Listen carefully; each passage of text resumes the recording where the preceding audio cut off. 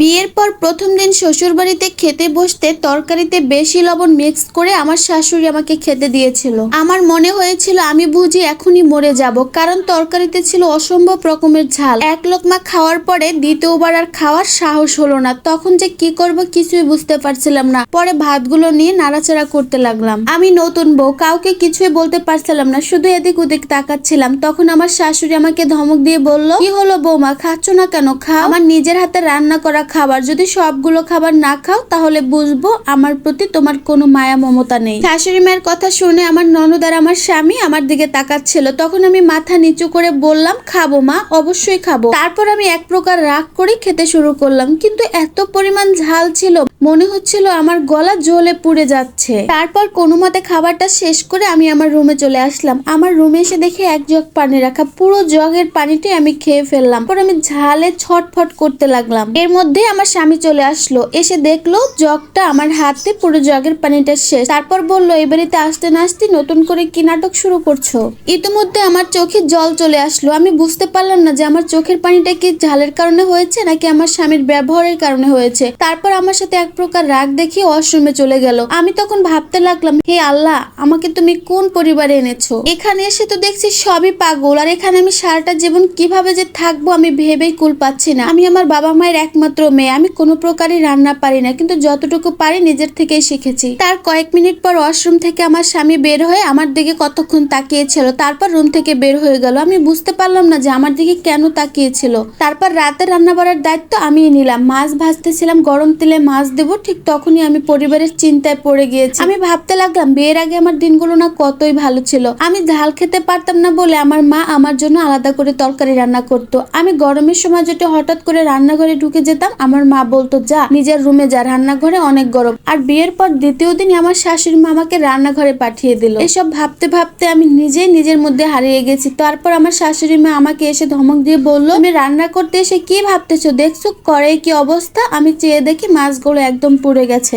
রাগের চোখে শাশুড়ি মা আমার দিকে তাকিয়ে বলল, রান্না করতেও কি তোমার মা তোমাকে শেখায়নি? আমি তো দেখছি তুমি রান্নার কিছুই পারো না। কি আর করবো, অপরাধের মতো মাথা নিচু করে দাঁড়িয়ে আছি। তারপর আমার শাশুড়ি বলল, আজকে তোমার প্রথম দিন, তাই তোমাকে কিচ্ছু বললাম না, কিন্তু দ্বিতীয়বার যদি তুমি এই ভুল করো তাহলে কিন্তু তোমাকে শাস্তি দিতে হবে, কথাটা যেন মনে থাকে। এটা বলে আমার শাশুড়ি রান্নাঘর থেকে চলে আসলো। আজ এক সপ্তাহ পর আমার স্বামী বেতন পেয়েছে, তাই 3টা শাড়ি এনেছে। 3.5টা রেখে সে চলে গিয়েছে, বলেছে যার যেটা ভালো লাগে সেটা নেও। আমি এক কোণে দাঁড়িয়ে শাড়িগুলো দেখতেছিলাম। সেই শাড়িগুলোর মধ্যে লাল এবং নীল শাড়িটা আমার বেশ পছন্দ হলো। আমি নেওয়ার জন্য হাত বাড়ালাম, ঠিক তখনই আমার ননদ সেই শাড়ি দুইটা উঠিয়ে নিল।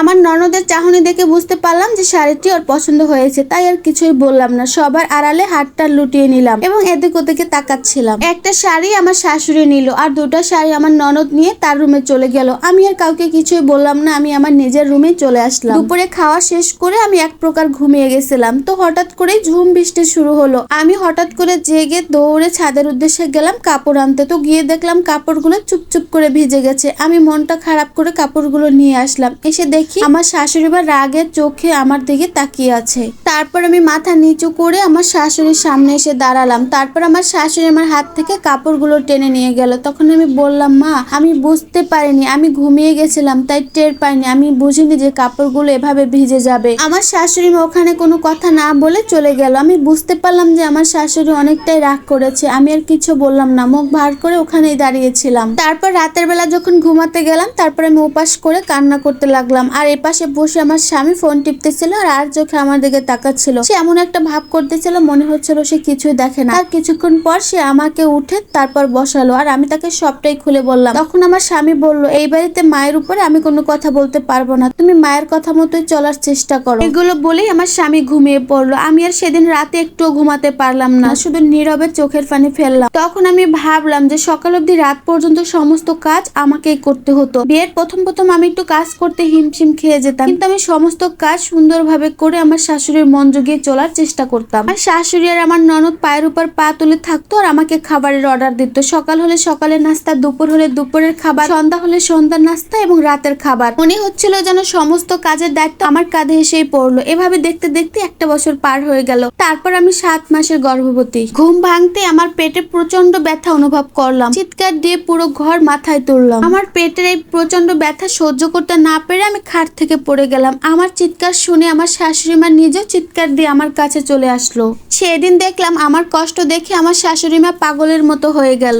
আমার এই কষ্ট দেখে যে সে কি করবে নিজেও বুঝতে পারছিল না। তখন আমার শাশুড়ি বলল, তোমার এটা কি হয়েছে? আমি বললাম, জানি না মা, আমার পেটে খুব ব্যথা করছে আর মনে হচ্ছে আমার পেটের মধ্যে নারী বুড়ি কেউ ছিঁড়ে বুড়ে খাচ্ছে। মা গো, আমি মনে হয় আর বাঁচবো না। আমি তীব্র ব্যথার কারণে এসব কথা আমার শাশুড়িকে বলতে লাগলাম। আমার শাশুড়ি মা আমার এই তীব্র ব্যথার অনুভূতি আর আমার এই কান্নের আগে কখনো দেখেনি। তারপর আমার মাথাটা তার কোলে নিয়ে বলল, মারে একটু নিজেকে শান্ত করার চেষ্টা কর, আমি তোকে ডাক্তারের কাছে নিয়ে যাব। তারপর আমার শাশুড়ির ননদ কোনো মতে আমাকে হাসপাতালে নিয়ে গেল। তারপর ডাক্তারবাবু আমাকে দেখে ভালো করে পরীক্ষা করছে আমার পেট শক্ত আছে কিনা। তারপর দেখলো আমার পেট শক্ত আছে, কিন্তু কি হয়েছে সেটা সে পরিষ্কার বুঝতে পারছে না, আর এটা কোনো স্বাভাবিক পেটে ব্যথা না। তারপর ডাক্তারবাবু আমাকে জিজ্ঞাসা করলো আমি বাজে কিছু খেয়েছি কিনা এবং ভারী কোনো কাজ করেছি কিনা। ডাক্তার বলতেছে আমার ধারণা পেটের বাচ্চাটার কোনো ক্ষতি হয়েছে, ঘুমের মধ্যে কোনো দুষ্ট জিন ওকে চেপে ধরেছে। আপাতত তো কোনো বাচ্চার নড়াচড়া পাচ্ছি না। কিছুক্ষণ পরে টেস্ট দেখে ডাক্তার আমার স্বামীকে জানায় কিছুক্ষণের মধ্যে যদি সিজার করা না হয় তাহলে সন্তান এবং মা